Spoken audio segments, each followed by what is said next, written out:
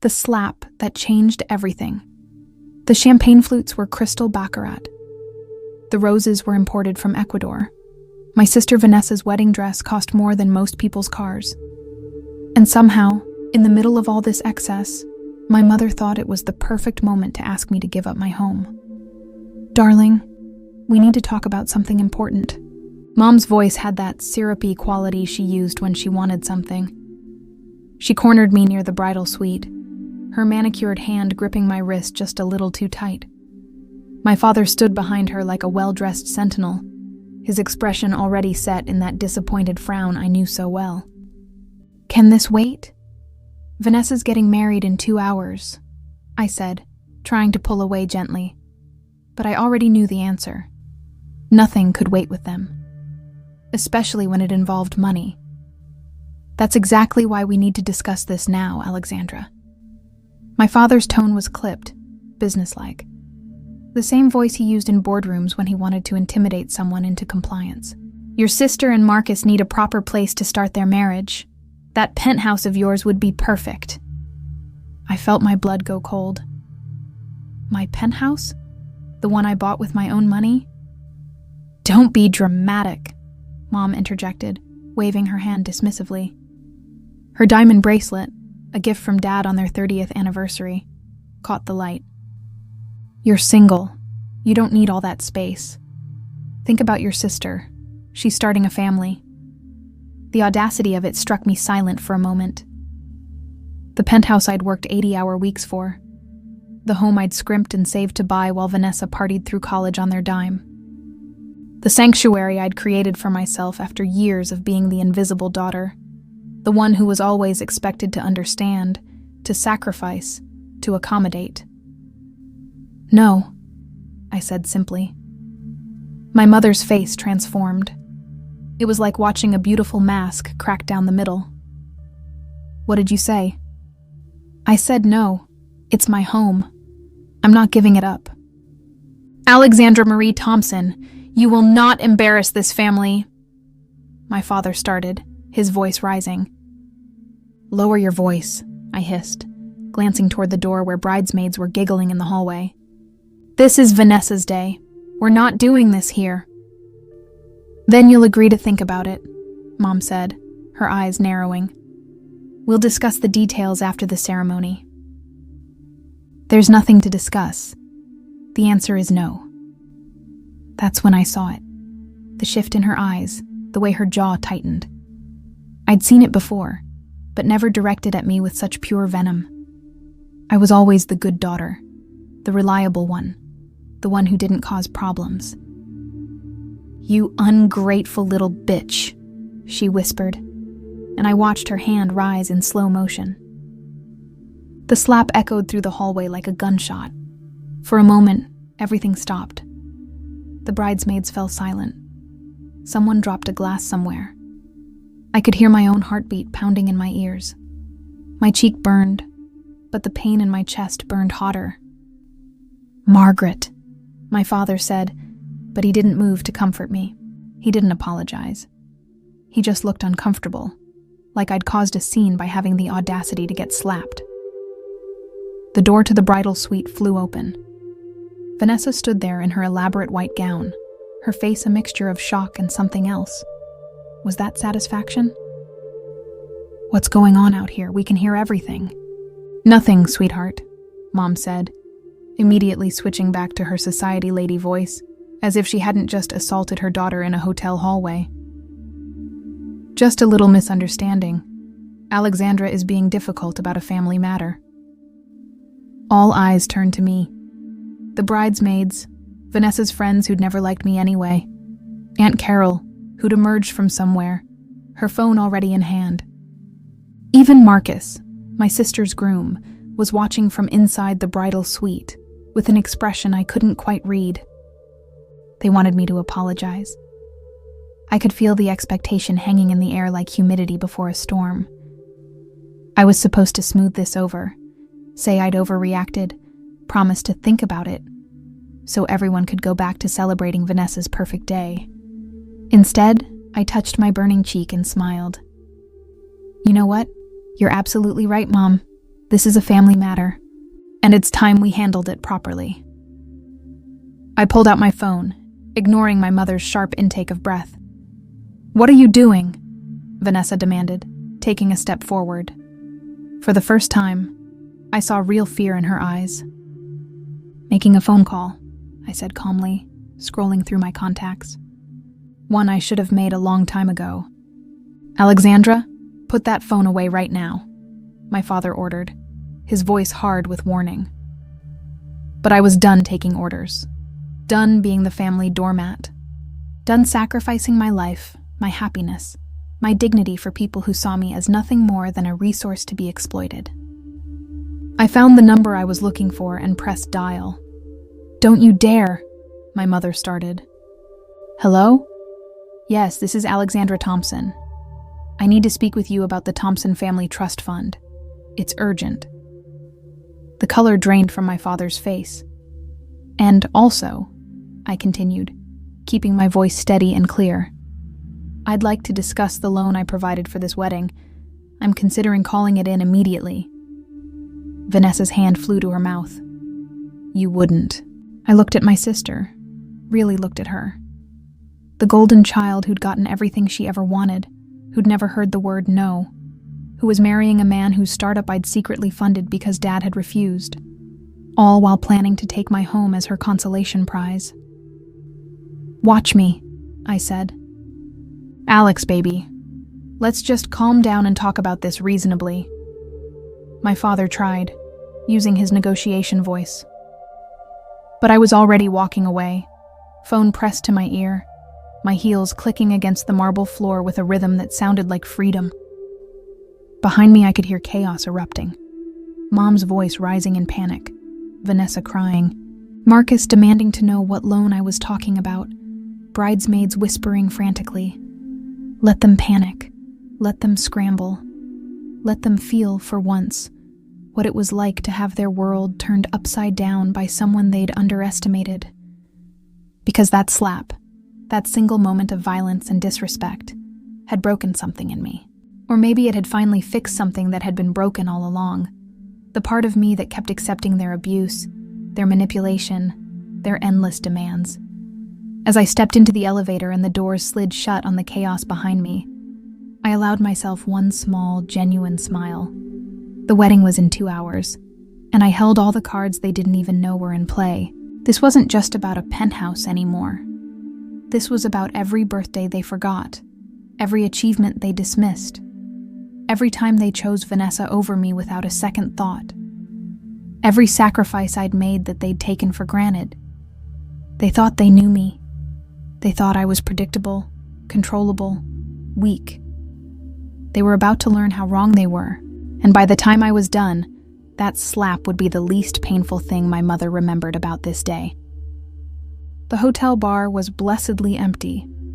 I ordered a vodka martini, dry, 3 olives, and waited. The bartender, a young woman with kind eyes, glanced at my reddening cheek but said nothing. I appreciated that more than she could know. My phone buzzed, 18 missed calls, 12 from Mom, 4 from Dad, 2 from Vanessa. I ignored them all. Instead, I pulled up my banking app and stared at the numbers. $287,000. That's what I'd loaned my parents for Vanessa's wedding 6 months ago when Dad's investment firm hit a rough patch. A rough patch he'd hidden from everyone except me, because I was the one with liquid assets. The one who'd been smart with money while Vanessa burned through her trust fund by 25. The loan agreement sat in my safe deposit box, properly notarized and ironclad. My father had signed it in his office late one night, his hand shaking slightly, promising he'd pay me back within a year. It's just temporary, Alexandra. You understand. Family helps family. Family helps family. The mantra they'd used my entire life to extract favors, money, time, and pieces of my soul. Ms. Thompson? A man's voice interrupted my thoughts. I looked up to see Robert Chen, my attorney, sliding onto the bar stool beside me. He was in his 50s, impeccably dressed as always, with sharp eyes that missed nothing. I'd called him from the elevator. That was fast, I said. You said it was urgent. And when you mentioned calling in the wedding loan, I figured I should get here before you did anything that can't be undone. He signaled for a scotch. Though between you and me, I've been waiting for this call for years. Have you now? Robert had handled my real estate purchase, my investment portfolio restructuring, and had witnessed firsthand how my family treated me. He'd bitten his tongue during countless meetings where my father tried to borrow from my accounts, or my mother suggested I should help out with Vanessa's expenses. Your cheek is red, he observed quietly.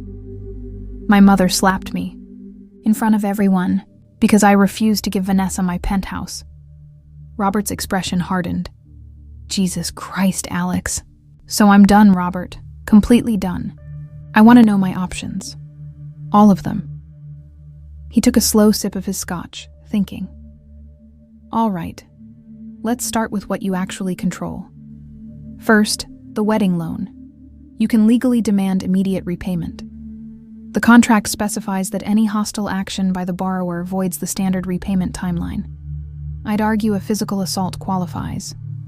Can they pay it back immediately? Not a chance. Your father's firm is still bleeding money. He's been hiding it well, but I have sources. They're leveraged to their eyeballs. Calling in that loan would effectively bankrupt them today. The information should have made me feel guilty. Instead, I felt nothing but cold clarity. What else? The trust fund. You know your grandmother left equal shares to you and Vanessa, but with your father as trustee until you're 35. You're 33 now. 2 years, I murmured. 2 years until I can access it without his interference. But here's what your parents don't know, what your father conveniently forgot to mention. Robert leaned in closer. Your grandmother included a clause. If the trustee acts against the beneficiary's interests or mismanages the funds, any beneficiary can petition for immediate release of their share and removal of the trustee. My heart started beating faster. Mismanages how? Your father has been borrowing from the trust to cover his firm's losses. Technically legal, since the trust documents allow trustee loans, but ethically questionable and definitely grounds for removal if you push it. I've been quietly documenting everything for the past year, just in case. You have proof? Robert patted his briefcase. Enough to bury him. He's taken out nearly $400,000 over 18 months. None of it has been repaid.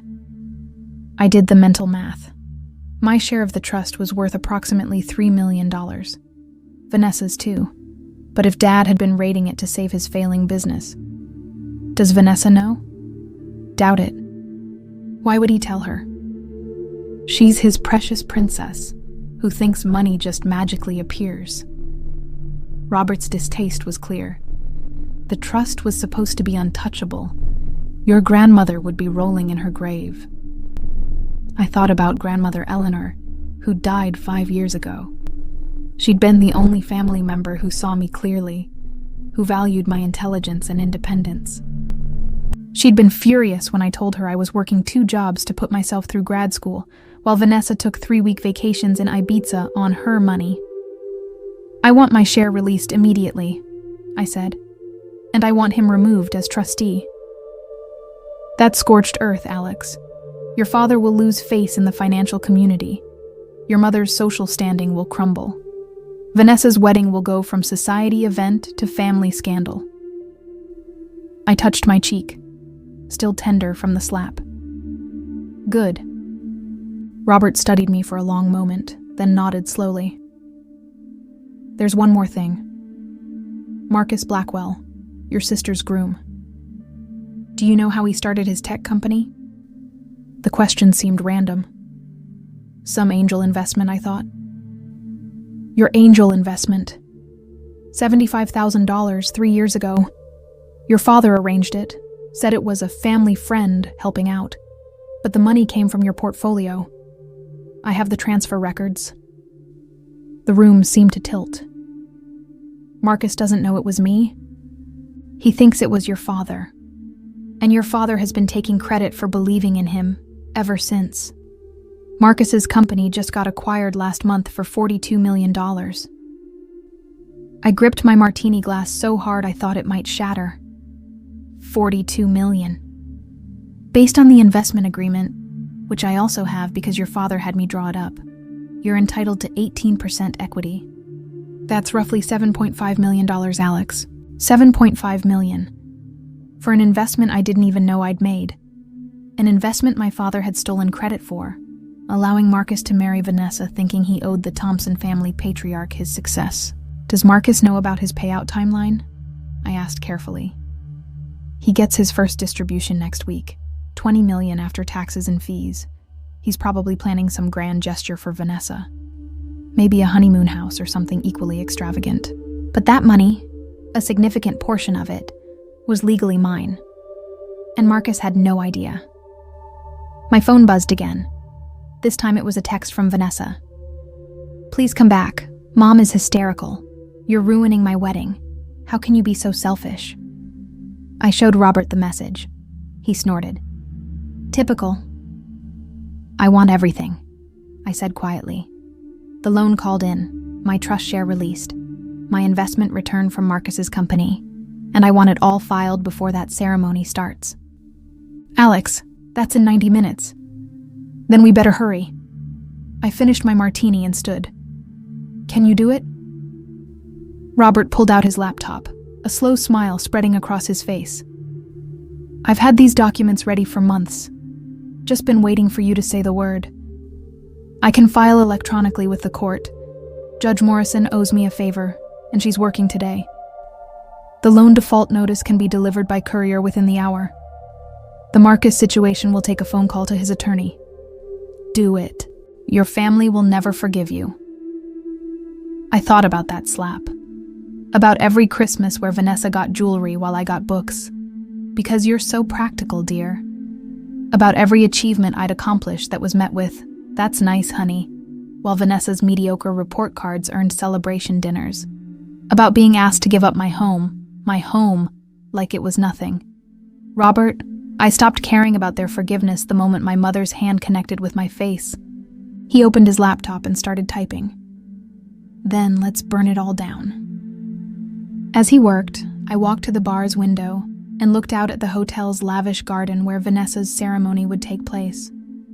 White roses everywhere, an arch covered in peonies, 300 guests waiting to watch the golden couple unite. My phone rang again. This time it was Marcus. I answered. Alexandra, please. Your mom is crying, Vanessa is having a breakdown, and nobody will tell me what the hell is going on. Can you just come back? Whatever this is about, we can work it out after the wedding. Marcus, I said calmly, did my father ever mention how you got the money to start your company? Silence. Because I've just learned something very interesting about that initial investment. We should talk. Soon. What are you talking about? I'm talking about $7.5 million that's legally mine. Money you're about to receive. Money my father stole credit for. I could hear his breathing change. Alex. Enjoy your ceremony, Marcus. If it happens. I hung up and turned back to Robert, who looked up from his screen with satisfaction. Filed. All of it. Your father just got served electronically. The trust petition is with Judge Morrison, and I just sent Marcus's attorney a very detailed email about the investment ownership. My phone exploded with calls. Now what? Robert asked. I smiled, and it felt like the first genuine smile I'd managed in years. Now we go watch the show. The hotel garden was even more spectacular than I'd expected. Vanessa had outdone herself, or rather had outdone my money. Every rose, every ribbon, every carefully placed candle holder represented a piece of the fortune I'd handed over to make her dream wedding possible. Robert and I positioned ourselves near the back, partially hidden by an enormous floral arrangement, close enough to see everything, far enough to stay out of immediate reach. The guests were starting to arrive, elegant women in designer dresses and men in tailored suits, all chattering about the beauty of the setup. They had no idea what was coming. "There," Robert murmured, nodding toward the house. My father emerged first, his phone pressed to his ear, his face the color of old concrete. Even from this distance, I could see his hand shaking. He was talking rapidly, his free hand gesturing wildly, probably calling his accountant, his attorney, anyone who might tell him the documents Robert had filed were somehow invalid. They weren't. Mom followed, her makeup streaked with tears, her carefully styled hair already coming loose. She grabbed Dad's arm, saying something urgent. He shook her off, still focused on his phone call. She stumbled slightly, and for a moment, I almost felt sorry for her. Almost. Then I remembered the slap, and the feeling evaporated. "This is really happening," I whispered. "Cold feet?" Robert asked. "Not even a little." Vanessa appeared next, still in her wedding gown, but her face was blotchy and red. Marcus was with her, his expression a mixture of confusion and growing anger. He kept trying to hold her hand, but she kept pulling away to gesture at our parents. The wedding coordinator, a thin woman with a clipboard, was practically running to keep up with them, clearly trying to understand why the bride was having a complete meltdown 45 minutes before her ceremony. "Should we take bets on whether she actually goes through with it?" Robert asked. "My money's on no. Vanessa never does anything when she's not the center of positive attention." As if on cue, Vanessa's voice rose above the classical music playing through the garden speakers. "This is all her fault. Where is she? Where's Alexandra?" Several guests turned, suddenly alert to the drama unfolding. I saw Aunt Carol whispering to another woman, her phone already out. By tomorrow, this would be all over their social circle. Good. "Ms. Thompson?" A hotel courier approached us, a young man in a crisp uniform. "I have documents for Richard and Margaret Thompson. I was told I might find them here." "That way," I said, pointing toward my parents. "The angry-looking people having a breakdown by the Rose Arch." He hesitated. "Are you sure? They seem upset." "Trust me, these documents are exactly what they need right now." Robert tried to hide his smile as the courier walked toward my parents. I watched my father's face as the young man approached, said something official, and handed over the envelope containing the loan default notice. Dad opened it right there, his eyes scanning the first page. I saw the exact moment he understood what he was reading. His knees actually buckled slightly, and Mom had to grab his arm to steady him. "Is he going to faint?" Robert asked with interest. "Wouldn't that be something?" Marcus had noticed the courier and walked over, his posture tense. He said something to my father, who shook his head violently and tried to hide the documents. But Marcus was insistent, and finally Dad let him see. I watched Marcus's face change as he read. Confusion first, then shock, then something harder. He looked around the garden, clearly searching for someone. Searching for me. "He knows," Robert said. "About the investment?" "I'd bet my license on it. Your father probably just told him everything, trying to explain why he can't pay back the wedding loan. And Marcus is smart enough to do the math." Marcus's gaze swept across the garden and landed on me. Our eyes met across the sea of flowers and oblivious guests. For a long moment, neither of us moved. Then he started walking toward me. "Well," Robert said, "this should be interesting." Vanessa had noticed Marcus leaving. She called after him, but he didn't stop. She gathered her dress and started to follow, nearly tripping over the train. Behind her, Mom was sobbing into Dad's shoulder while he frantically made another phone call. The wedding coordinator stood frozen, her clipboard hanging limply at her side, probably wondering if she should start refunding deposits. "Alexandra." Marcus stopped a few feet away, jaw tight, barely containing his anger. "Is it true? The investment that started my company. Was that your money?" I met his gaze. "Yes. And your father told me it was his. For 3 years, He let me believe I owed him my success. Yes. Why didn't you say anything? Until an hour ago, I didn't know. My father forged my signature and took credit for my generosity. He does this all the time, takes what's mine and pretends it's his. Vanessa arrived, breathless and furious. Marcus, what are you doing? The ceremony. She saw me. You're ruining my wedding. No, Vanessa, I'm claiming what's mine. There's a difference. Marcus turned to her, disappointment in his eyes. Did you know your father lied about funding my startup? Alexandra gave me the money, not him.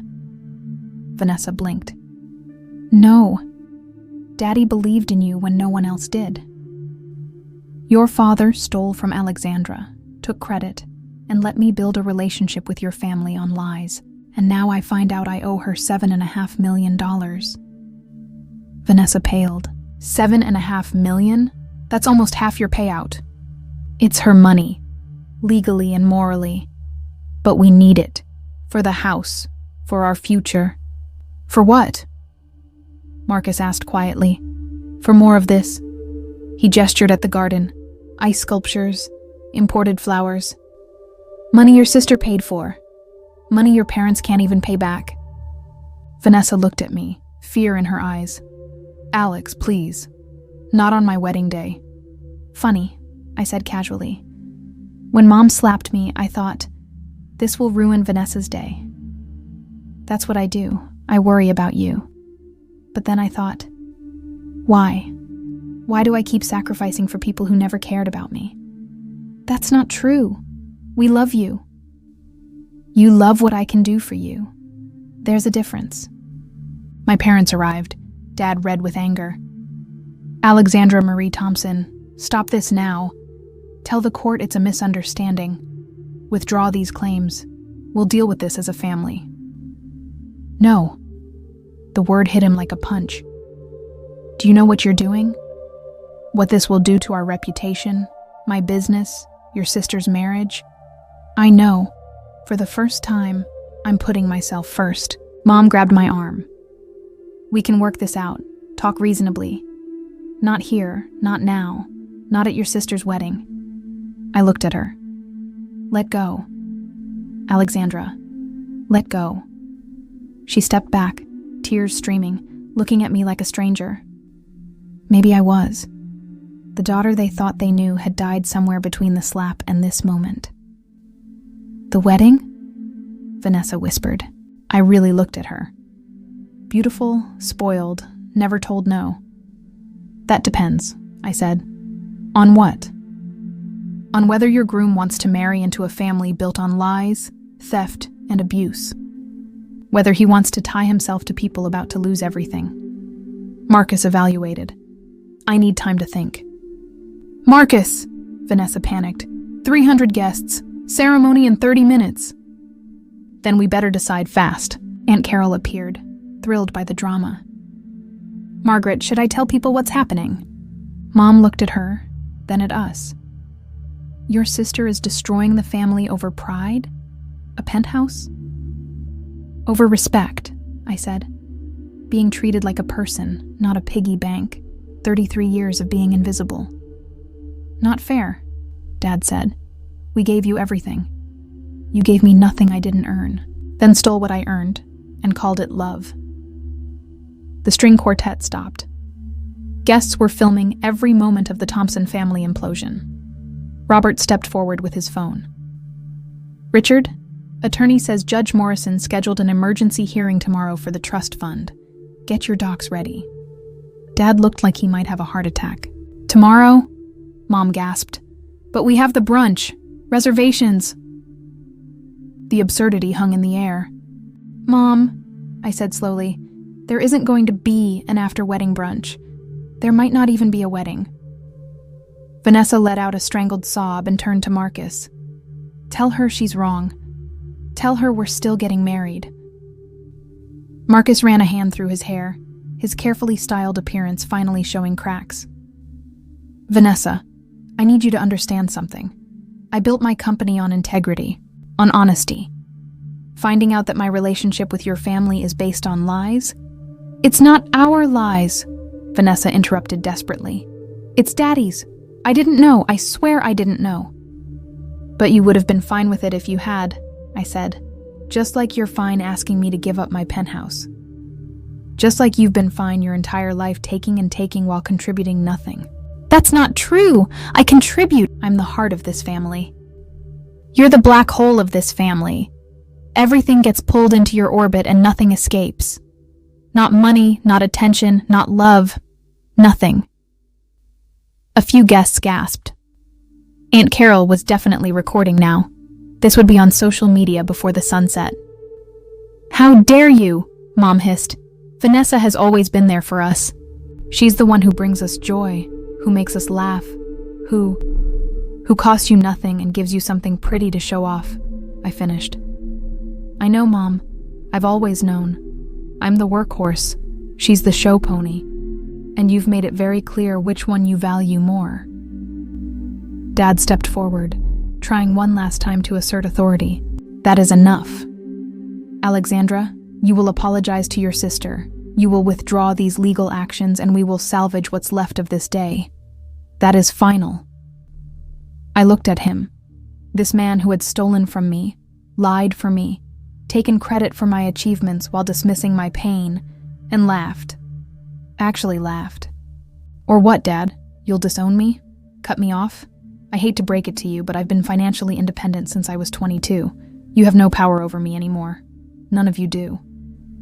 We're your family, Vanessa screamed, her voice breaking. That has to mean something. It did, past tense, right up until Mom slapped me for having the audacity to keep what's mine. The wedding coordinator chose that moment to approach, her professional mask barely holding. Excuse me, but we need to know if we're proceeding with the ceremony. The officiant is asking. The musicians need direction, and the caterers are wondering about timing for the reception. Everyone looked at Marcus. He closed his eyes briefly, and I could see him processing everything. His company's success built on my money. His future in-laws who were criminals, really, when you stripped away the society veneer. His fiancée who even now was more concerned about her ruined day than about the truth. I need to make a phone call, he said finally. To my attorney. Give me 20 minutes. 20 minutes? The coordinator squeaked. The ceremony is supposed to start in 25. Then I guess everyone will wait, Marcus said, walking away with his phone already out. Vanessa started after him, but Robert stepped smoothly into her path. I wouldn't.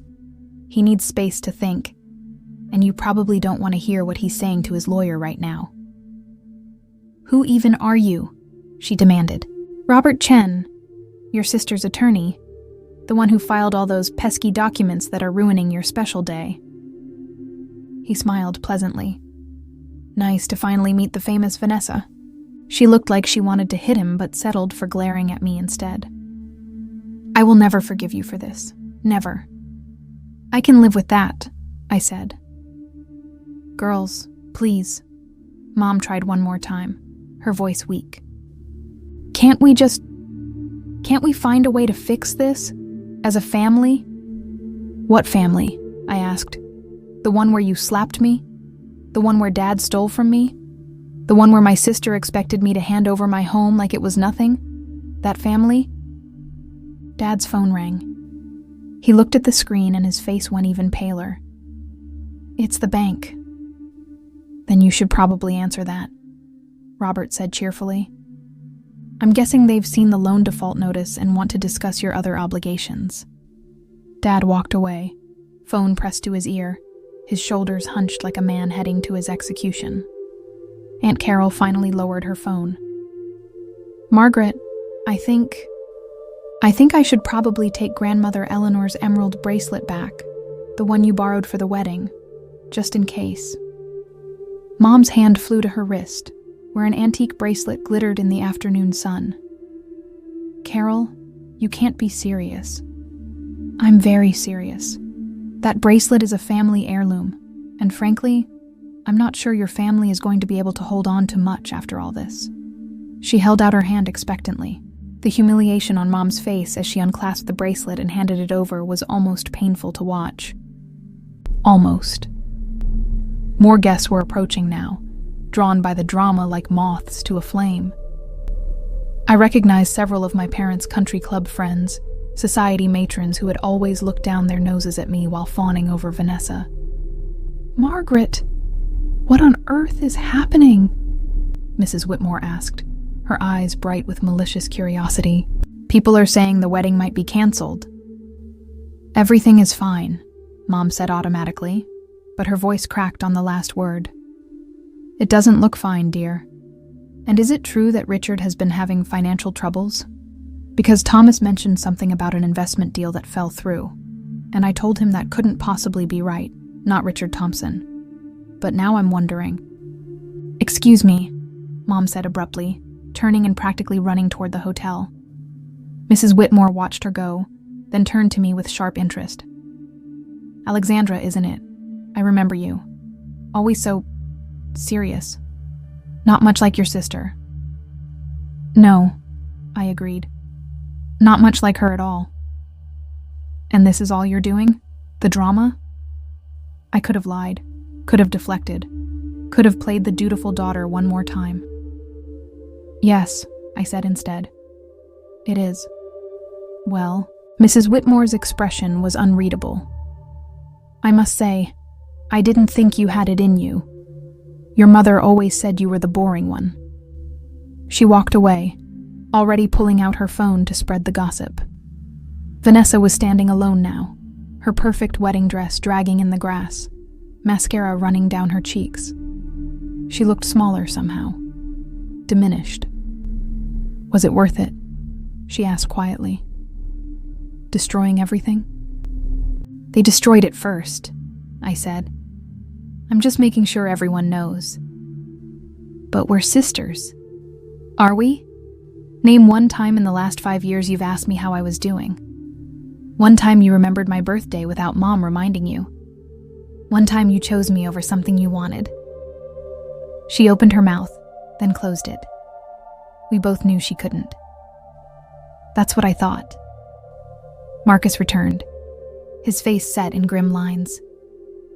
He walked straight to Vanessa and took her hands. Several guests immediately moved closer, sensing the climax of the drama. "I spoke to my attorney," he said, "and to my accountant. And I need to know something, Vanessa. Did you know? About any of it? Your father taking credit for Alexandra's investment, the loan for the wedding, the trust fund situation. No, I swear I didn't know anything. But if you had known, would you have said anything? Would you have stood up for your sister?" The silence stretched out.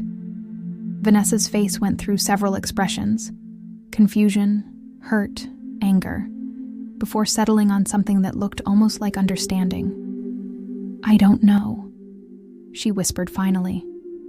"I honestly don't know."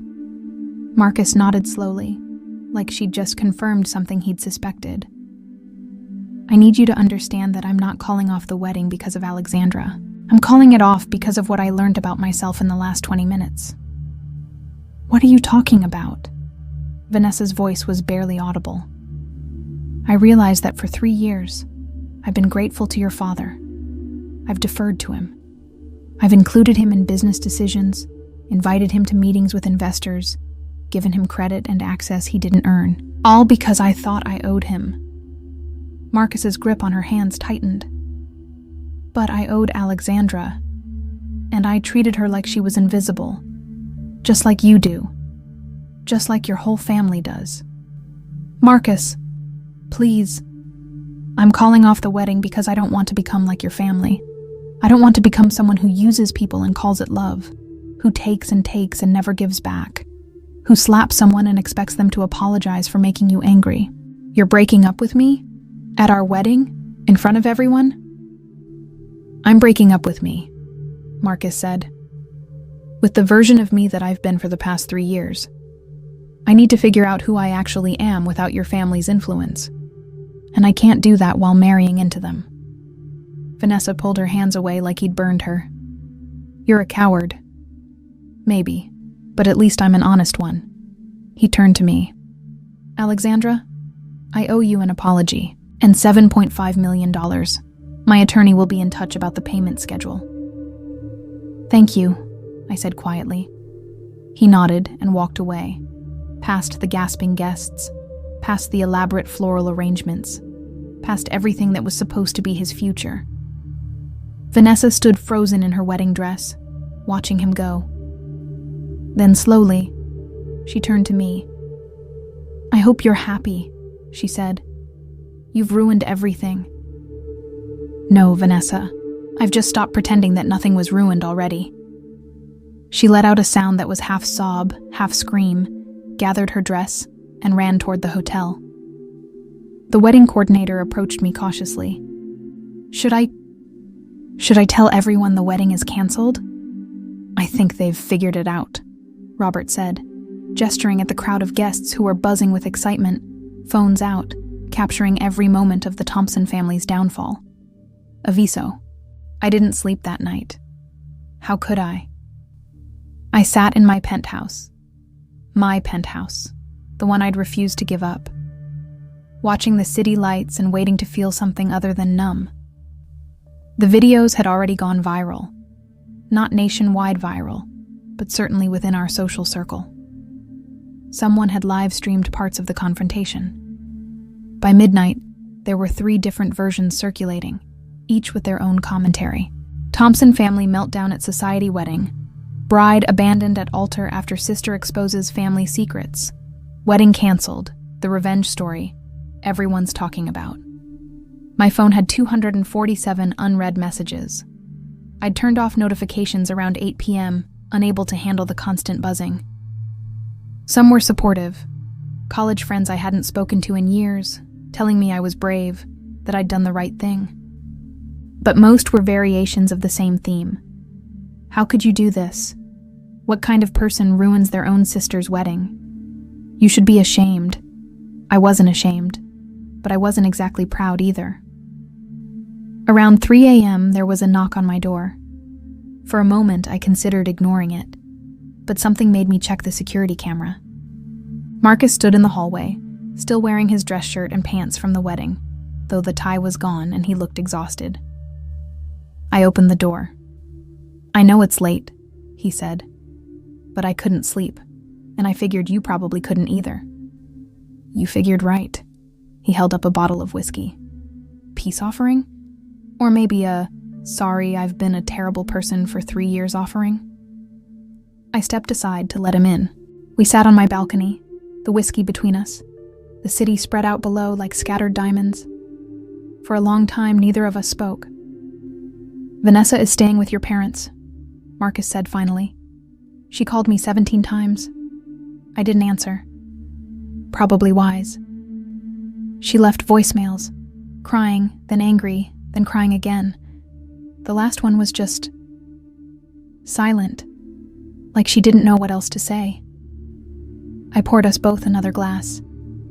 I'm sorry, I know that's inadequate, but I am. You shouldn't have been caught in the middle of this. Shouldn't I? He turned to look at me. Alexandra, I spent 3 years treating you like furniture. Polite, distant furniture that was just part of the Thompson family landscape. I never once asked you how you were doing. Never wondered why you were always working, always busy, always absent. I just accepted the family narrative that you were the boring, serious one who preferred being alone. I did prefer being alone. With them, anyway. Because they made you feel alone even when you were together. He took a drink. After I left the hotel, I went home and pulled out the original investment documents. Your signature is nothing like the one on those papers. It's not even close. And I'm a details person, Alex. I look at documents all day long. I should have noticed. I should have questioned. But I didn't, because believing your father was easier than investigating. He's very convincing. He's a thief, and I enabled him. Marcus leaned back, staring at the sky. My attorney spent 3 hours tonight explaining my financial obligations to you. $7.5 million, plus interest, plus a formal apology in writing that acknowledges the investment fraud. He wants me to settle quickly to avoid potential criminal charges against your father. I'm not going to press criminal charges. Why not? He literally forged your signature. I considered that. Why wasn't I? After everything, why was I still protecting him? Because despite everything, he's still my father. And I don't want to be the person who puts her parent in jail. I want my money back. I want them to acknowledge what they did. But I don't want to destroy them completely. That's more mercy than they showed you. Maybe. Or maybe it's just me being unable to fully commit to the villain role. Marcus laughed, a short, bitter sound. You're not the villain in this story, Alexandra. You're the person who finally stood up after being knocked down for 33 years. There's a difference. We drank in silence for a while longer. The sky was starting to lighten. Not quite dawn, but close. The hearing is at 9 a.m., I said eventually. Judge Morrison's chambers. Are you going to be there? Do you want me to be? I don't know. Part of me wants witnesses. People who will see that I'm not making this up. That the documents are real. That I have every right to what I'm claiming. But another part of me just wants it to be over. It's not going to be over for a long time, Marcus said quietly. You know that, right? Your family isn't going to just accept this and move on. There's going to be fallout. Probably for years. I know. And Vanessa, she's going to hate you. Maybe forever. I know that too. He studied me in the growing light. Do you regret it? Any of it? I thought about that question. Really thought about it. Did I regret standing up for myself? Claiming what was mine? Refusing to be slapped and silenced? No, I said finally. I regret that it had to happen this way. I regret that my family couldn't just treat me with basic respect and love. I regret that a wedding got destroyed and 300 people witnessed my family's dysfunction. But do I regret finally saying enough? No, I don't regret that at all. Marcus nodded slowly. Then I'll be there, at the hearing. Not as your sister's ex-fiancé, but as someone who owes you and who wants to see justice done. Thank you. He stood to leave, then paused at the door. For what it's worth, I think you're incredibly brave. And I'm sorry it took me so long to see you. After he left, I finally let myself cry. Not sobbing. Dramatic tears like Vanessa would have shed. But quiet, exhausted tears that came from somewhere deep inside where I'd been storing 33 years of hurt. At 7 a.m. I showered, dressed in my best court-appropriate suit, and called Robert. Please tell me you slept, he said by way of greeting. Not a wink. You? 3 hours.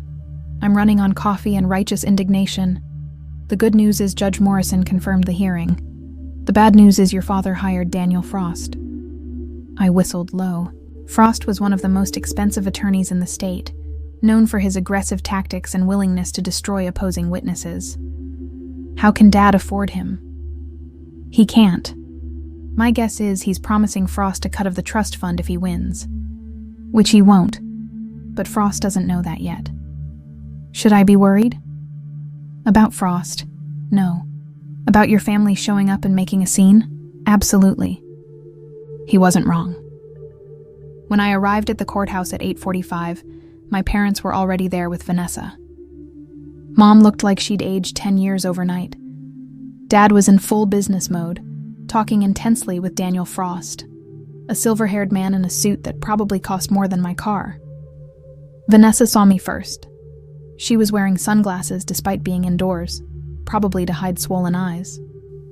She said something to Mom, who turned and stared at me with such hatred that I actually stopped walking for a moment. Robert touched my elbow. Keep moving. Don't engage. But Vanessa came toward us anyway, her heels clicking on the marble floor. I hope you're satisfied, she said, her voice hoarse. Marcus left this morning, packed his things, and moved out of our apartment. The apartment I gave up my old place for. I'm homeless, Alexandra. You made me homeless. You're staying with Mom and Dad, I said. In their guest room, like I'm 16 again. Do you have any idea how humiliating this is? Actually, yes, I have extensive experience with humiliation, usually administered by our mother in front of witnesses. Her hand flew up, and for a second I thought she was going to slap me too. But Robert stepped smoothly between us. I wouldn't, he said pleasantly. Battery in a courthouse is a very bad look, especially right before a hearing about your family's pattern of abusive behavior. Vanessa lowered her hand, trembling. I hate you, she whispered. I hate you so much. I know, I said, but at least now you're being honest. Mr. Thompson? A bailiff approached. Judge is ready for you. The hearing room was smaller than I'd expected, more like a conference room than a courtroom. Judge was a woman in her 60s with sharp eyes and no-nonsense demeanor. She gestured for everyone to sit. I've reviewed the documents filed by Ms. Alexandra Thompson's attorney, she said, getting straight to business. Mr. Frost, I assume you're here to contest the trust fund petition? Daniel Frost stood, all polish and confidence. Your Honor, we are. This petition is based on malicious allegations made by a daughter who is clearly acting out of spite following a family disagreement. Without incident? Judge Morrison interrupted, holding up a document.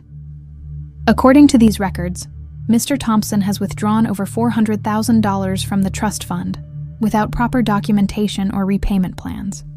That seems fairly incidentful to me. Frost didn't miss a beat. Those were legitimate trustee loans, fully within his rights. His rights, perhaps, but certainly not in the best interests of the beneficiaries, which is the trustee's primary legal obligation. She turned to Robert. Mr. Chen, you've documented all these withdrawals. Yes, Your Honor, along with evidence that they were used to cover losses in Mr. Thompson's failing investment firm, not for trust-related expenses. My father stood abruptly. That's a lie. My firm is perfectly solvent. Mr. Thompson, sit down, Judge Morrison said sharply. You'll have your chance to speak. Dad sat, but his face was red with fury. Mom gripped his hand, her knuckles white. Judge Morrison turned to me. Ms. Thompson, I need to hear from you directly. Why are you requesting immediate release of your trust share and removal of your father as trustee? I stood, my legs steadier than I'd expected. Your Honor, for my entire life, my family has treated me as a resource rather than a person. My father forged my signature on investment documents, took credit for my financial contributions, and has been systematically draining the trust fund my grandmother left me to cover his business failures. But the real issue isn't the money. It's the pattern. When I finally stood up for myself and refused to give my sister my home, my mother slapped me in front of 300 people. Frost jumped up. Objection. That alleged incident is not relevant to the trust matter. It's absolutely relevant, Judge Morrison said, her eyes never leaving mine. It speaks to the family dynamic and whether Ms. Thompson can trust her father to act in her best interests. Continue, Ms. Thompson. The slap made me realize something, I said quietly. They don't see me as their daughter. They see me as an asset. And when an asset stops performing as expected, they punish it. I can no longer trust my father to manage money that is legally mine. I can no longer trust any of them to have my best interests at heart. Judge Morrison nodded slowly. Mr. Thompson, I'm going to ask you directly. Did you take $400,000 from the trust fund? Dad stood again, more controlled this time. I took temporary loans, yes. As trustee, I have that right. And I fully intend to repay. When? Judge Morrison interrupted. You've had the money for 18 months. Not $1 has been repaid. My firm hit an unexpected rough patch. It happens in finance. But we're turning around and... Your firm is 3 months from bankruptcy, Robert interjected, standing. I have documentation from your own accountants. You've been hiding the extent of the losses from your family, from your investors, and apparently from yourself. Mom gasped. Richard, is that true? Dad wouldn't look at her. It's more complicated than... It's a yes or no question, Judge Morrison said. Is your firm failing? The silence stretched out.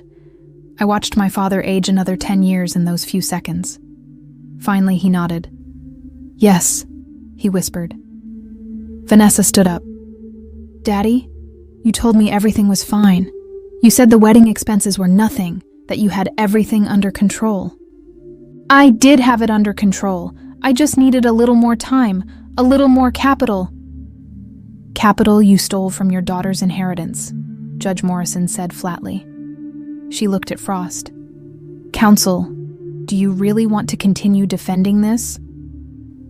Frost looked at Dad, then at the documents, then back at the judge. I could see the calculation happening. He was expensive because he was good, and being good meant knowing when you'd lost. Your Honor, perhaps we could discuss a settlement. I'm not interested in a settlement, I said. I want what's legally mine. All of it. Judge Morrison picked up her pen. Here's what's going to happen. Richard Thompson, you are removed as trustee effective immediately. Alexandra Thompson, you will receive full control of your trust share within 30 days. The $400,000 you withdrew, Mr. Thompson, will be repaid to the trust at a rate of $10,000 per month, with the first payment due in 14 days.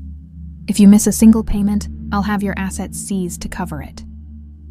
Your Honor, that's impossible, Frost protested. My client doesn't have that kind of liquidity.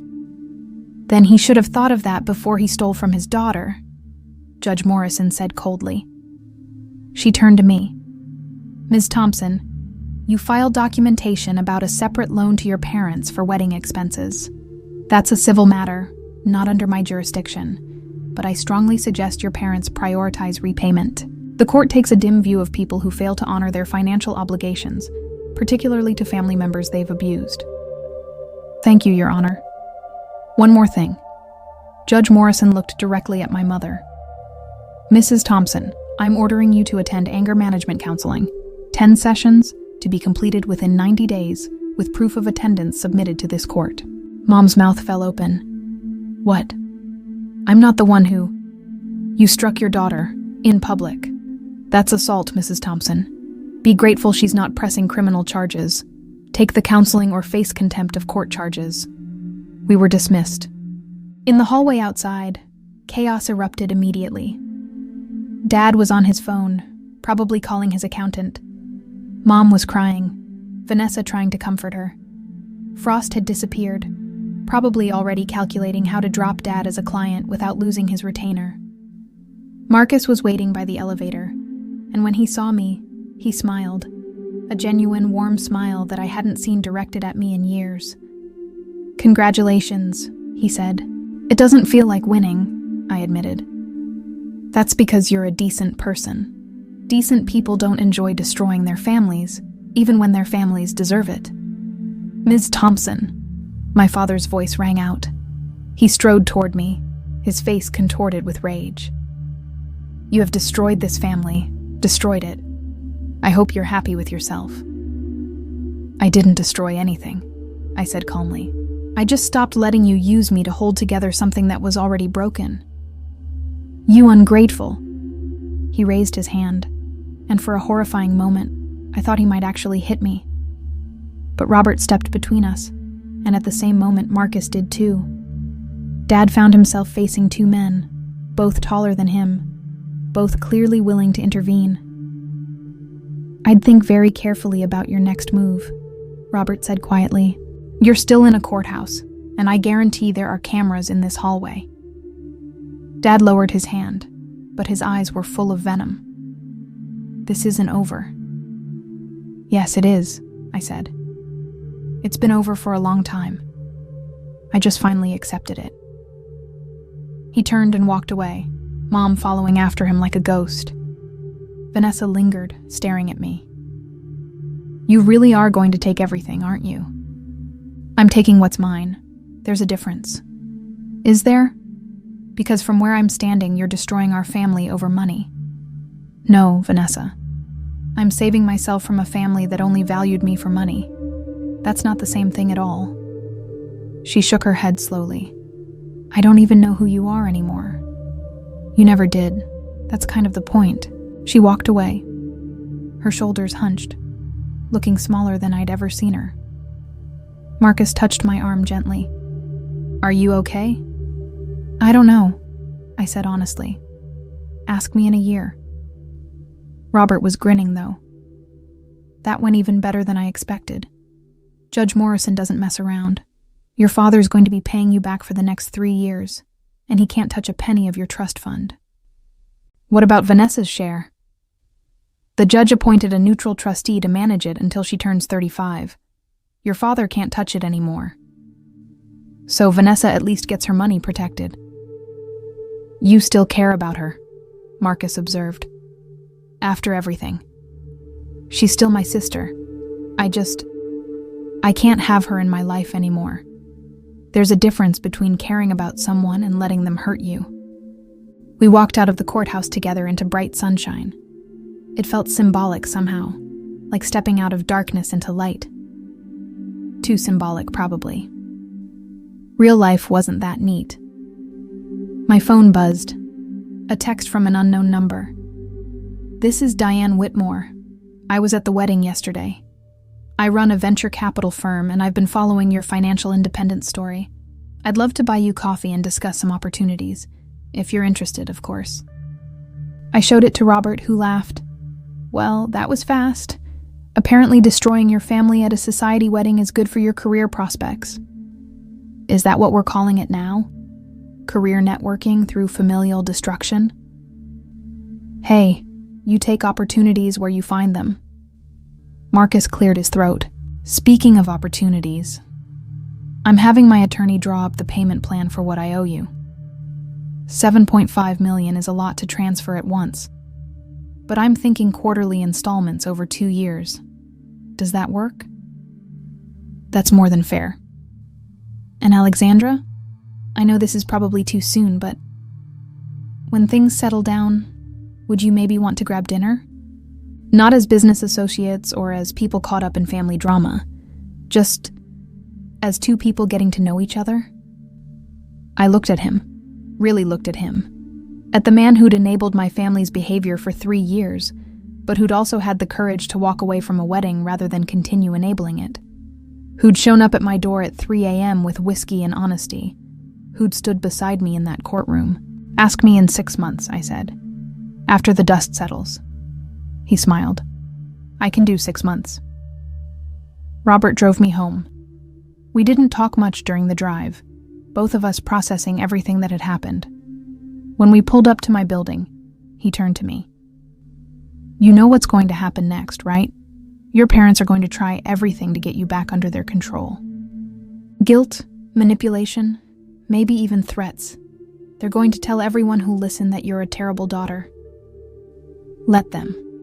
I have documentation, court records, and 300 witnesses to my mother slapping me. Their narrative isn't going to hold up. No, but it's going to hurt anyway. I know. I opened the car door. Robert, thank you for everything, for documenting the evidence, for believing me, for standing beside me in there. That's what friends do, he said. And Alex, I'm proud of you.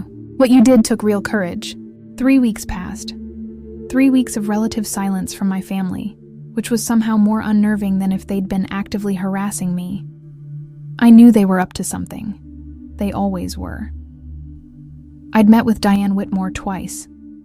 She was sharp, ruthlessly intelligent, and had a portfolio of successful startups that made my head spin. She wanted me to join her firm as a partner, focusing on identifying promising female entrepreneurs who were overlooked by traditional venture capital. You have something most VCs don't, she'd said over our second coffee. You understand what it's like to be underestimated, to have your contributions stolen and your achievements dismissed. That's a superpower in this business. I hadn't accepted yet. Part of me was still processing everything, still waiting for the other shoe to drop. It dropped on a Tuesday. I was in a meeting when my phone started blowing up, not just buzzing, actively vibrating off my desk. I excused myself and stepped into the hallway. 47 missed calls, 32 texts, all from numbers I didn't recognize. Then I saw the email. From my mother, sent to approximately 200 people based on the CC list. Subject line, "The truth about Alexandra." My hands shook as I opened it. Dear friends and family, it is with a heavy heart that I must address the recent events that have torn our family apart. Many of you witnessed the unfortunate scene at Vanessa's wedding, and I know there has been much speculation about what happened. The truth is painful, but it must be told. Alexandra has been struggling with mental health issues for several years. We've tried to get her help, but she's refused treatment.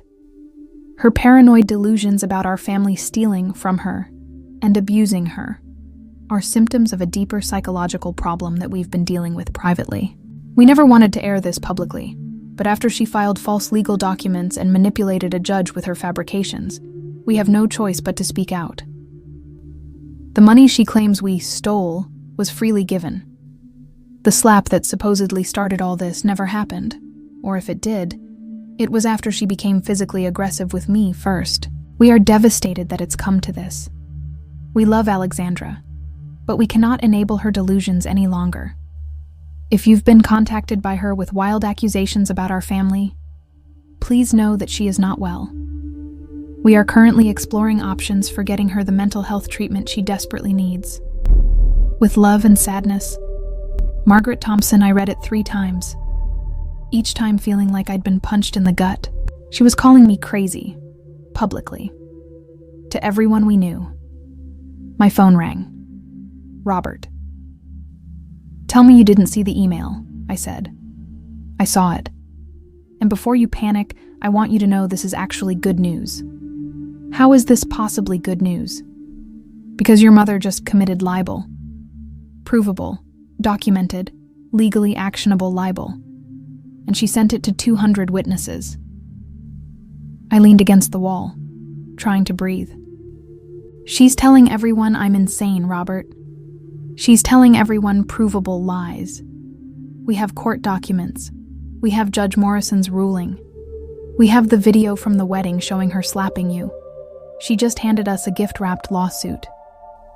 I don't want to sue my mother. Then what do you want? I thought about that.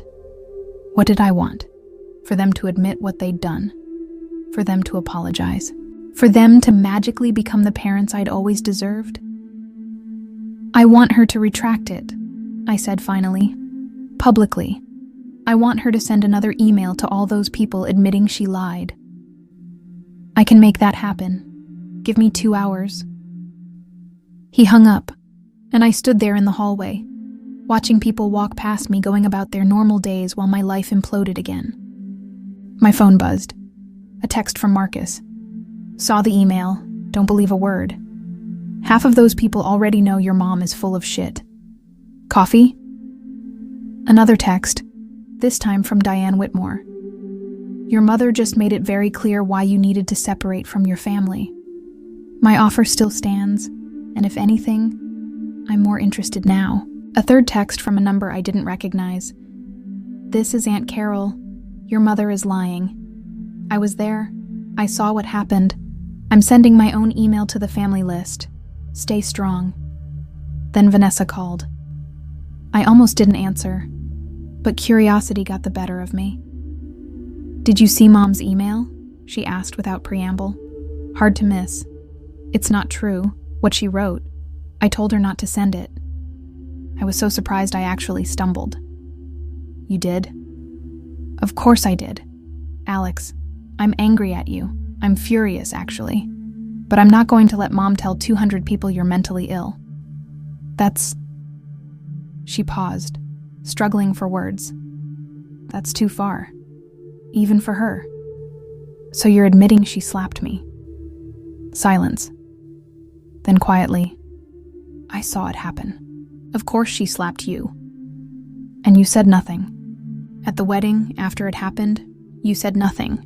I know. And I'm not proud of that. But I'm saying something now.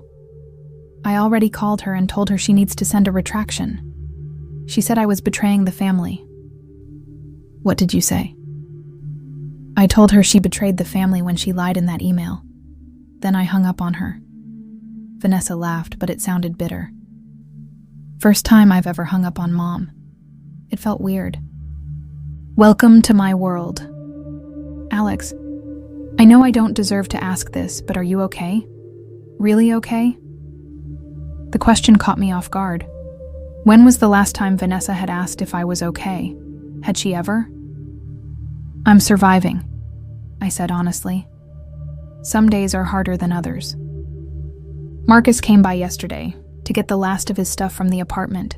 He asked about you. What did you tell him? That you were probably fine because you're always fine. That's what you do. You're fine no matter what happens. But then I thought about it after he left, and I realized, you're not always fine, are you? You just pretend to be because no one ever asks. I felt tears prickling my eyes.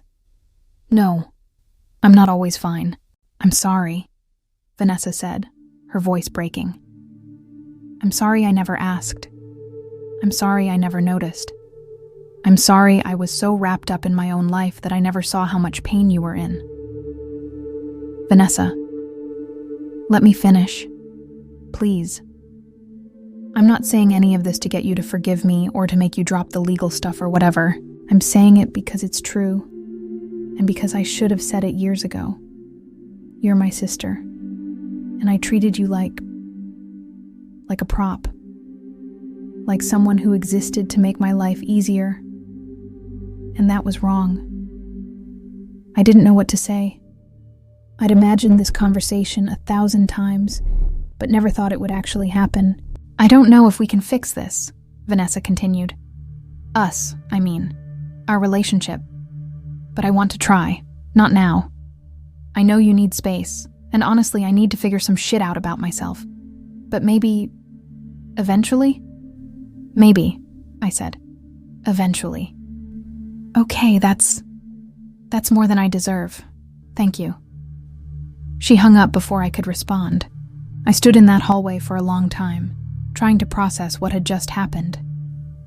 Vanessa had apologized. Actually apologized. And stood up to Mom. And admitted I'd been treated badly. It didn't fix everything. It didn't erase 33 years of being invisible. But it was something. Robert called back exactly 2 hours later. Your mother's attorney just called. She's willing to send a retraction email. What changed her mind?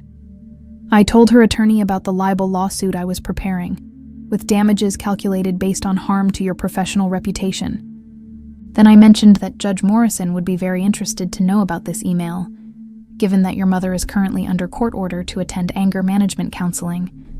Suddenly, she became very cooperative. What's the retraction going to say? Exactly what I tell her to say. Every person who got that first email will get the retraction, and it will be very, very clear that her previous email contained false information. Will people believe it? Some will, some won't. But Alex, here's the thing. The people who matter already know the truth. The people who don't matter are going to believe whatever they want anyway. You can't control that. He was right.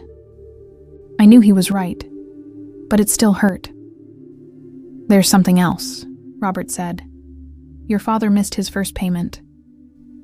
The $10,000 he owes the trust? Due yesterday. Didn't show up. Judge Morrison is going to be pissed. What happens now? He has a grace period of 7 days. After that, she can start seizing assets.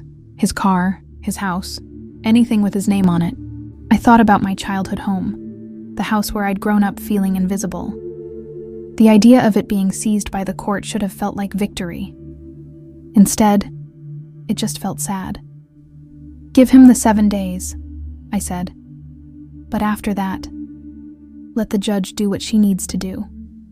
That evening, I met Marcus for coffee at a quiet place far from anywhere our families might go.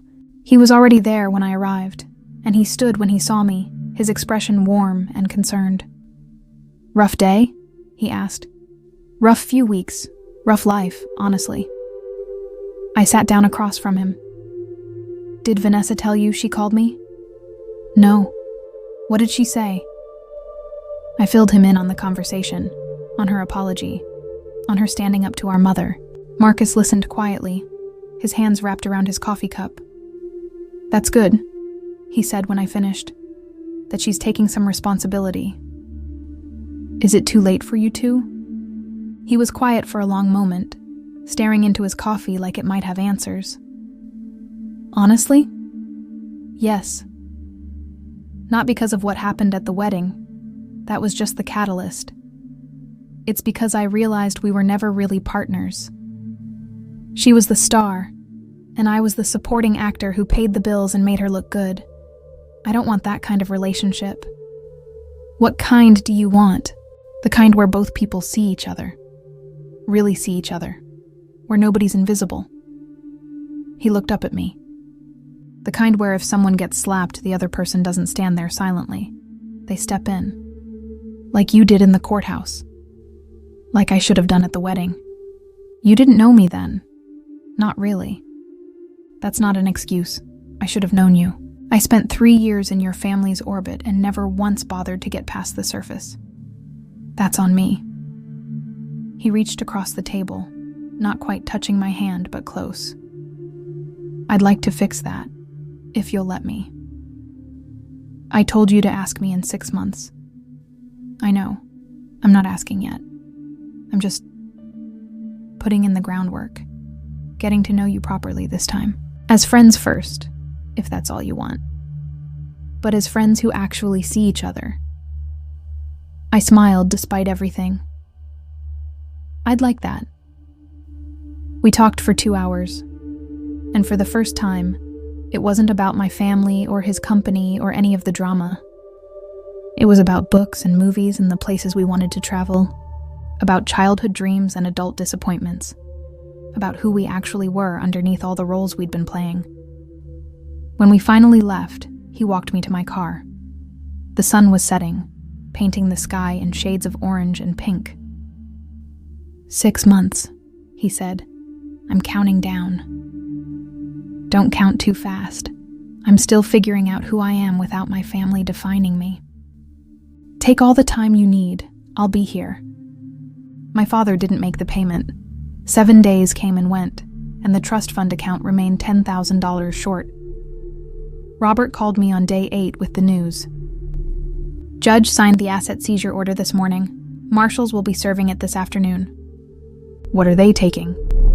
His car first. The Mercedes. If that doesn't cover it, they'll move to jewelry, art, whatever has value. The house is protected for now because your mother's name is on the deed, but everything in his name alone is fair game.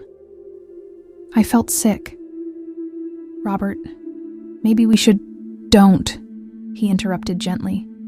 Don't do that to yourself. He had 7 days. He chose not to pay. This isn't on you. But it felt like it was on me. Even after everything. Even knowing what they'd done. The idea of marshals showing up at my childhood home to seize my father's car made me want to throw up. I called Vanessa. Is Dad home? I asked when she answered. Yeah, why? Because marshals are coming, today, to seize his car. What? Alex, you can't let them... It's not up to me. He missed the payment. This is what happens. I heard her relay the information to someone, probably our parents. Then chaos on the other end, shouting, my mother's voice rising in panic, my father yelling something about calling his attorney. Alex, please, Vanessa said, coming back to the phone. Can you stop this? I don't want to stop this. He had a week. He made a choice. He doesn't have the money. The firm is hemorrhaging cash, and the house is mortgaged to the limit. Where is he supposed to get $10,000? I don't know, Vanessa. Where was I supposed to get $287,000 for your wedding? Where was I supposed to get the emotional energy to keep being the family doormat? Sometimes we just don't have what other people need from us. Silence. Then, you could loan him the money. I actually laughed. Are you serious right now?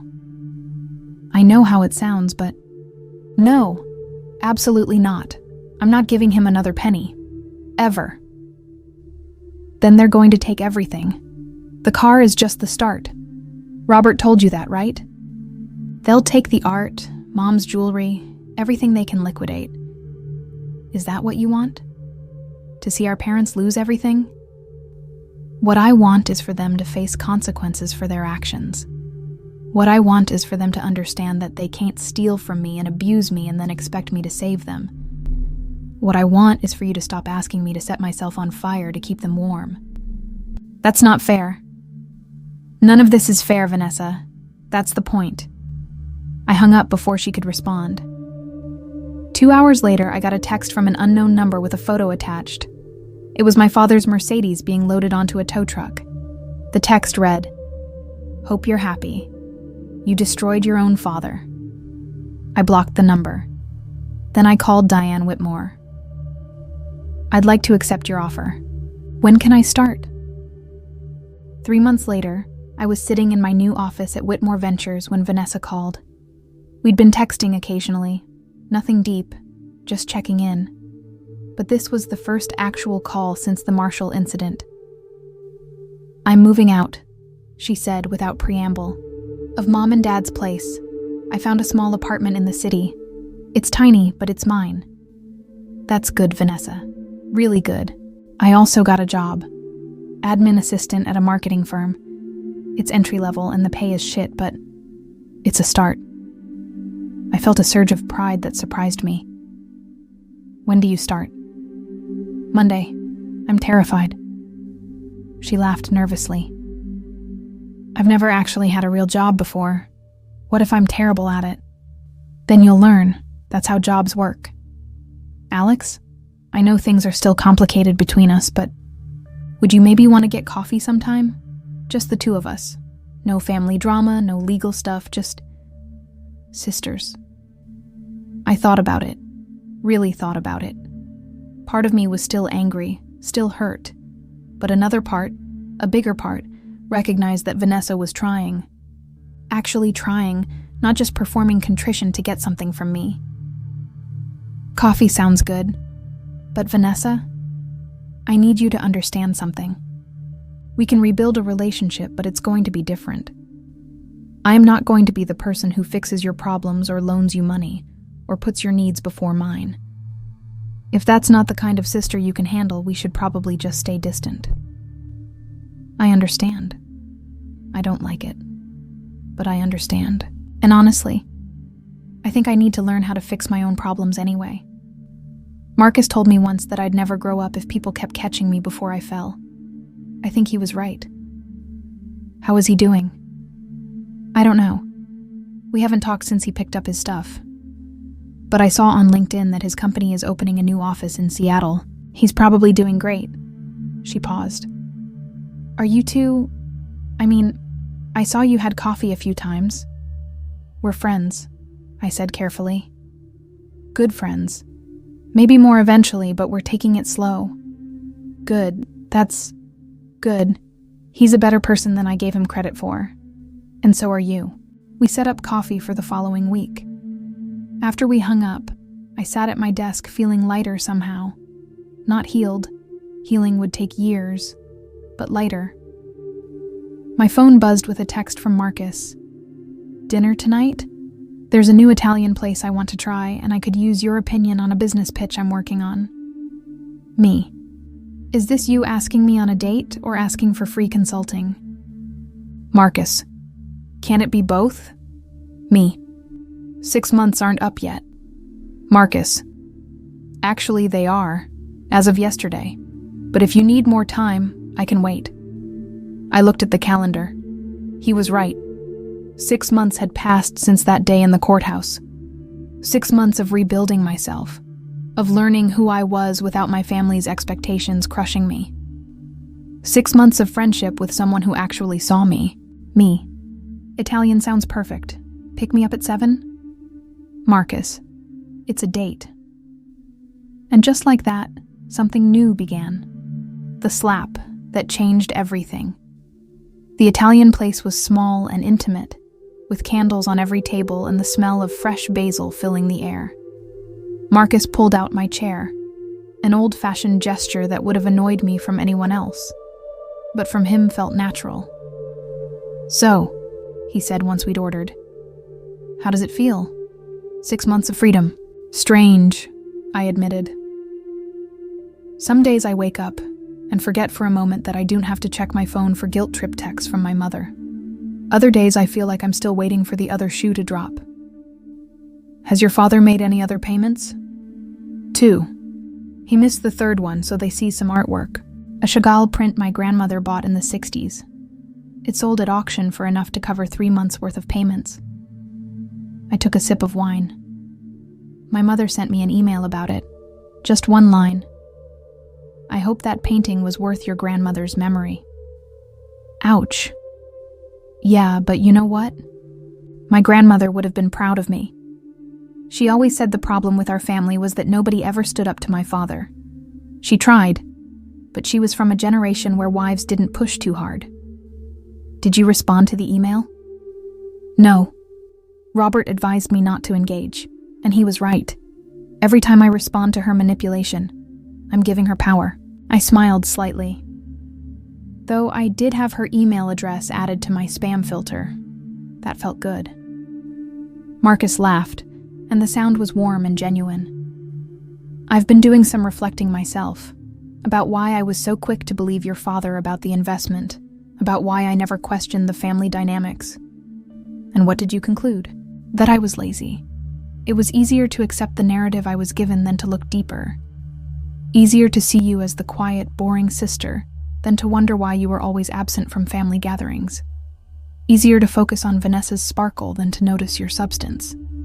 That's very honest. I'm trying to be better about that. Honesty. After we broke up, I spent a lot of time thinking about what I actually want from life versus what I thought I should want. Vanessa was what I thought I should want. The beautiful, charming woman who looked perfect at investor dinners and charity galas. But I wasn't happy. I was performing. And now I'm trying to figure out who I actually am when I'm not performing. It's harder than I expected. He reached across the table and took my hand. But I know one thing for sure. I want someone who challenges me, who sees through my bullshit, who makes me want to be honest, even when it's uncomfortable. That sounds suspiciously like you're describing me. Does it? His smile was playful. That's purely coincidental. We talked through 3 courses and a shared tiramisu, about his plans for the Seattle office, about my new ventures at Whitmore Capital, about books we'd read and movies that had made us cry, about everything and nothing, the way people do when they're falling for each other and don't want to admit it yet. When he drove me home, he walked me to my door. "Can I see you again?" he asked. And not as friends this time, as people who are actively dating. "What about Vanessa? Won't it be weird?" "Probably, but Vanessa and I are done, have been done. And you're not responsible for her feelings about who I date." "I know, but she's trying, Marcus. She's actually trying to be better. I don't want to mess that up." "Then we'll take it slow. We'll be discreet. And if she asks, we'll be honest." "But Alex?" He cupped my face gently. "I've wasted 3 years not seeing you. I'm not wasting any more time." He kissed me then, soft and sweet and full of promise. And for the first time in my life, I felt like someone was choosing me. Not because I was useful or convenient or the only option available, but because they actually wanted me. When I went inside, I found a text from Vanessa. "How'd the date go?" I stared at it for a long moment. She knew. Of course she knew. Vanessa might have been spoiled and self-centered, but she wasn't stupid. "Me.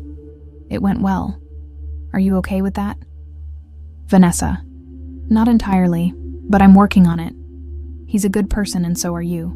You deserve good things." "Me. So do you." "Vanessa. I'm starting to believe that. Slowly." The next morning, I had coffee with Diane Whitmore to discuss a potential investment. A 24-year-old woman named Sarah Chen had developed an app for managing chronic illness, built from her own experience with lupus. Traditional VCs had passed because they didn't understand the market. But I understood. I understood what it was like to be dismissed, to have your expertise questioned, to fight for every scrap of recognition. She's brilliant, I told Diane, and she's hungry. This is exactly the kind of founder we should be backing. Then let's make it happen. How much are you thinking? $500,000 for 15% equity. And I want to be actively involved. Mentorship, connections, whatever she needs. Diane smiled. You're really good at this, seeing potential where others see risk. I had a lot of practice being overlooked. It taught me to look harder at the people everyone else dismisses. That afternoon, I met Sarah Chen for coffee. She was nervous, clutching a worn portfolio filled with user testimonials and growth projections. She reminded me of myself at that age, smart and capable, but expecting to be told no. I have to be honest, she said after her pitch. I've been to 15 VC firms. They all said the chronic illness market is too niche, too depressing. Nobody wants to invest in sickness.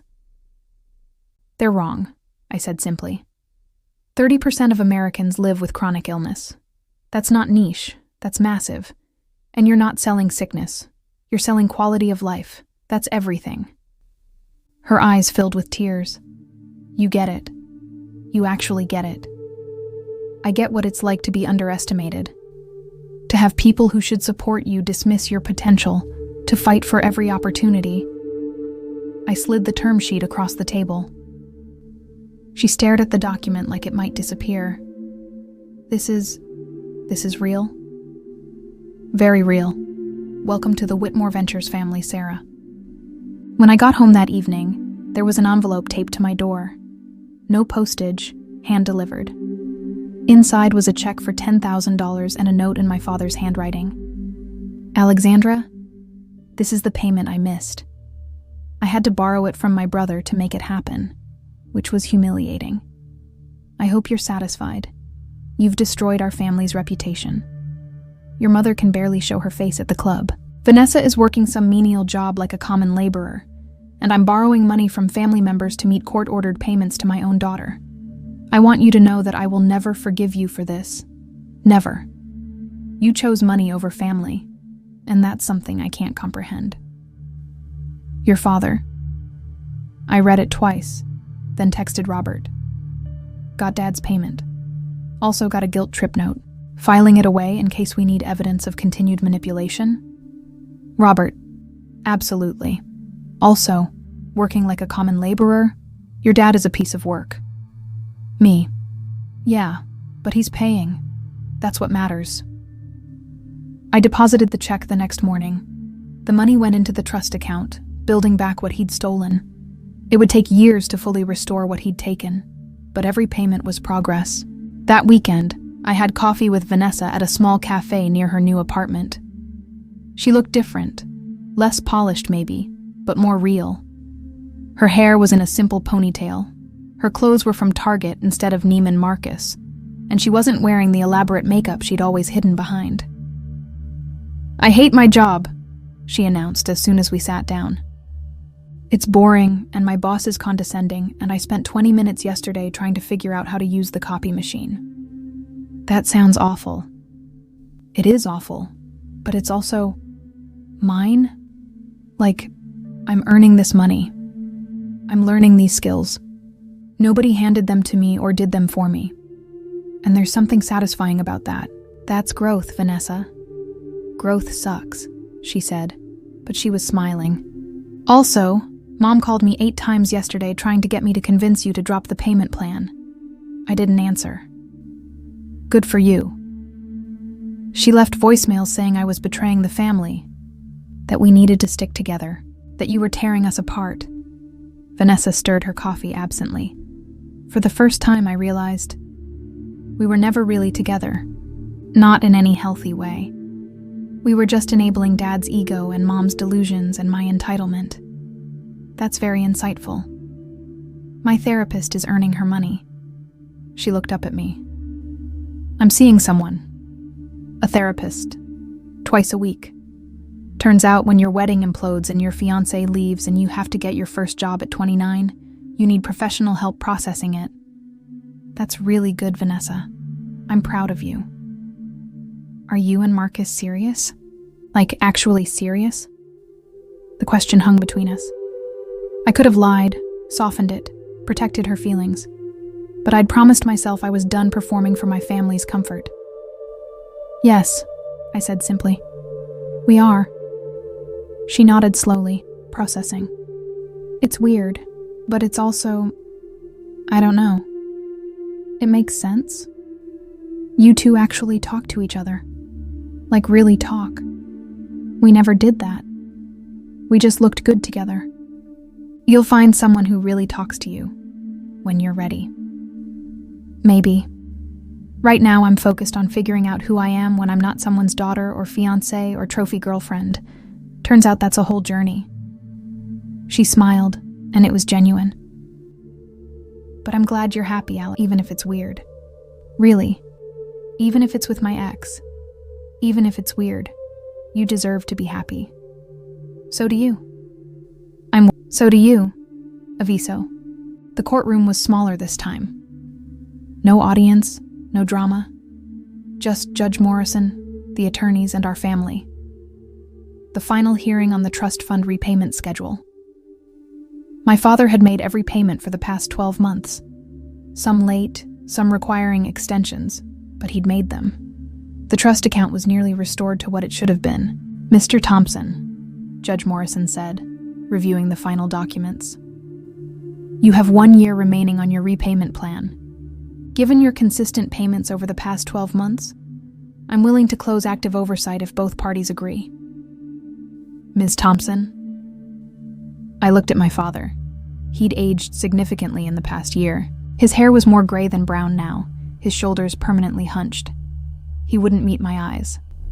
I agree, I said, as long as the automatic payments continue as scheduled. They will, his attorney confirmed. Then this case is closed pending final payment completion. You're all dismissed.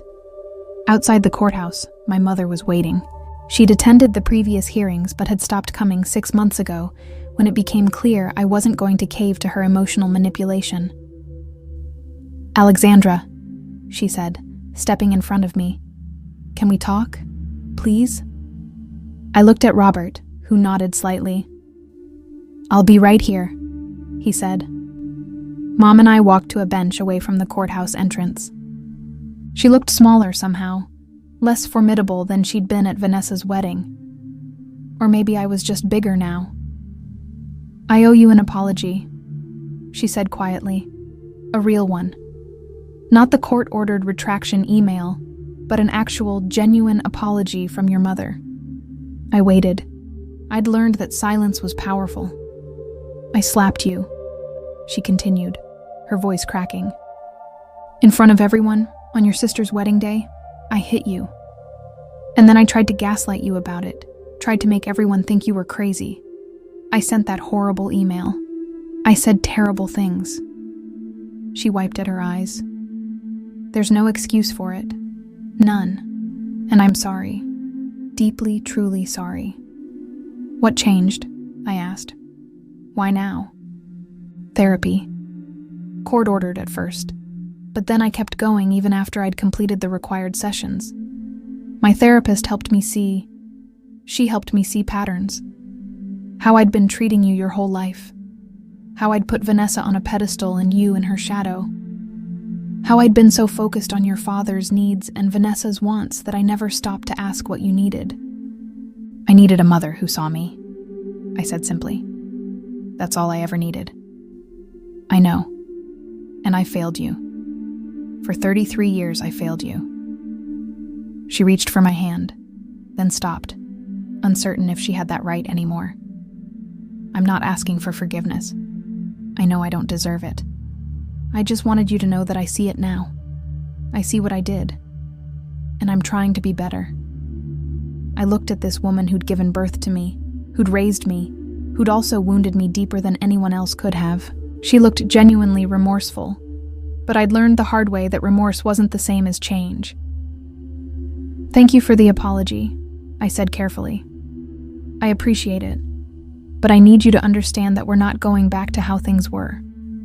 We can't. Those relationships were built on dysfunction, and I won't recreate them. I understand. Do you? Because I need you to really understand. I'm not going to come to Sunday dinners and pretend nothing happened. I'm not going to loan money or fix problems or prioritize your comfort over my well-being. If we're going to have any kind of relationship, it has to be on completely new terms. What terms? Boundaries. Real ones. You don't get to show up at my apartment unannounced. You don't get to guilt trip me about family obligations. You don't get to criticize my choices or compare me to Vanessa. And you definitely don't get to put your hands on me ever again. She nodded, tears streaming down her face. Anything. Whatever you need. I need space and time and proof that you can respect my boundaries before I even consider letting you back into my life in any meaningful way. How long? I don't know. Maybe months, maybe years, maybe never. I stood up. But I appreciate the apology. It's a start. I walked back to Robert, leaving my mother on the bench. I didn't look back. How do you feel? Robert asked as we walked to his car. Lighter, I said, but cautious. She said the right words before. Actions matter more than words. Exactly. Marcus was waiting at my apartment when I got home, having let himself in with the key I'd given him 3 months earlier. He'd moved back from Seattle 2 weeks ago, deciding that being bi-coastal was less important than being with me. How'd it go? He asked, pulling me into a hug. It's done. 1 more year of payments, and the whole legal thing is finished. And your mom? Apologized. Actually apologized. Not the fake kind. But I told her I need space and boundaries.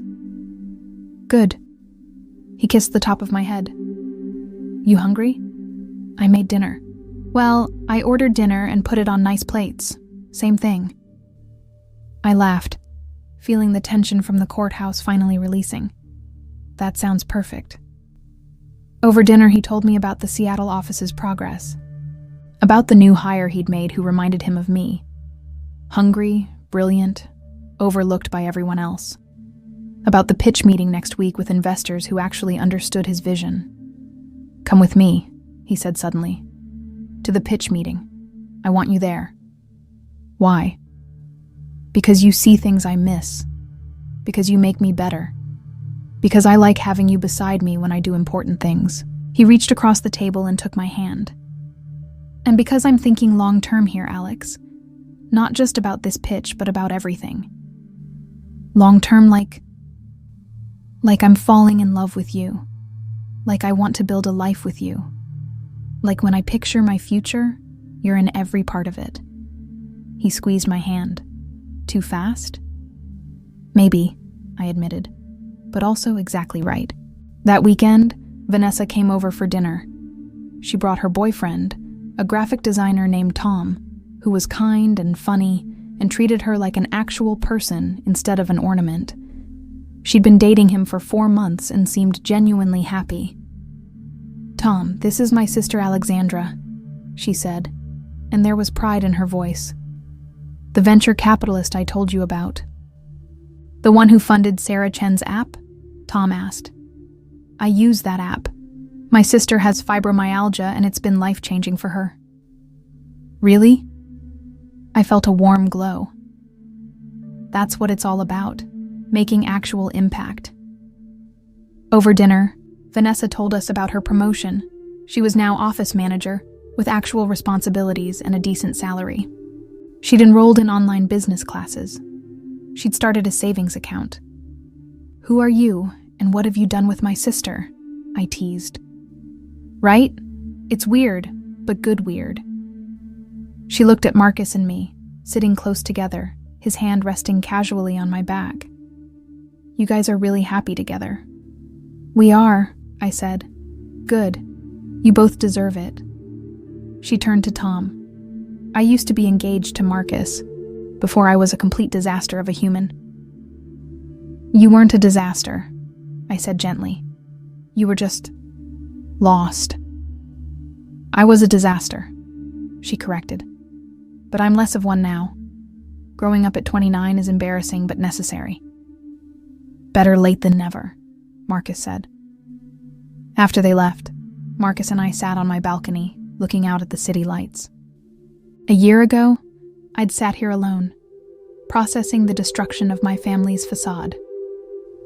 Now I sat here with someone who chose me, building something new. "What are you thinking about?" Marcus asked. "About how different everything is. A year ago, I was standing in that hotel hallway, my face burning from my mother's slap, thinking my life was over. And now I realize it was actually just beginning. The real part. The honest part. The part where I actually get to be myself instead of whoever they needed me to be. Any regrets?" I thought about that. About the destroyed wedding, the public humiliation, the legal battles and family fractures. About standing up in that courtroom and claiming what was mine. About refusing to be invisible anymore. "No," I said finally. "No regrets at all." 6 months later, Marcus proposed on the same balcony where we'd had that conversation. The ring was simple and perfect, and when I said yes, I knew I was saying yes to someone who actually saw me, who chose me not despite my strength but because of it. Vanessa helped me plan the wedding, small and intimate, nothing like hers had been supposed to be. My mother came, sitting quietly in the back, respecting my boundaries. My father declined the invitation, and I didn't let it ruin my day. Sarah Chen was my maid of honor, because sometimes family is the people who see your potential and help you rise. As I walked down the aisle toward Marcus, I thought about that moment a year and a half ago when my mother's hand connected with my face. How that single act of violence had been the catalyst for everything that came after. How the worst moment of my life had paradoxically led to the best. Because sometimes you have to destroy what's broken before you can build something whole. Sometimes standing up for yourself means standing alone. And sometimes the end of one story is just the beginning of the one you were always meant to write. I'm sitting in my home office. Marcus is in my house now, the one we bought together, reviewing investment proposals when Vanessa calls. "I did it," she says, her voice breathless with excitement. "I got the promotion. Marketing director. Me. Can you believe it?" "I absolutely can believe it. You've been working toward this for 3 years." "I know, but still. Alex, they chose me. Out of 15 candidates, they chose me based on my work, not my connections or my last name or how I look. Just me. That's how it should be," I say gently. "I know. But it's the first time it's actually happened. I had to call and tell you." After we hang up, I sit with that feeling for a moment. Pride in my sister, who rebuilt herself from scratch. Satisfaction in having maintained boundaries that allowed her to actually grow. My mother and I have coffee occasionally now. Once a month, carefully scheduled, with clear time limits. She asks about my work, tells me about her book club, doesn't overstep. It's not the relationship she wants, but it's the one I can give. And slowly, she's learning that's enough. My father and I don't speak. The payments are complete, his debt paid, but the relationship is beyond repair. I've made peace with that. Some things can't be fixed, only survived. Marcus comes in, carrying our 6-month-old daughter. "Someone wants her mama," he says, handing me our tiny, perfect girl. I look at her, at this life I created with someone who chose me, who sees me, who makes space for me to be exactly who I am. And I understand what I was really fighting for that day in the hotel garden. Not revenge, not even justice. Freedom. The freedom to be seen, to be valued, to be loved for who I actually am, not who someone needs me to be. It cost me a family, but it gave me a life, and I'd make that trade every single time. The end.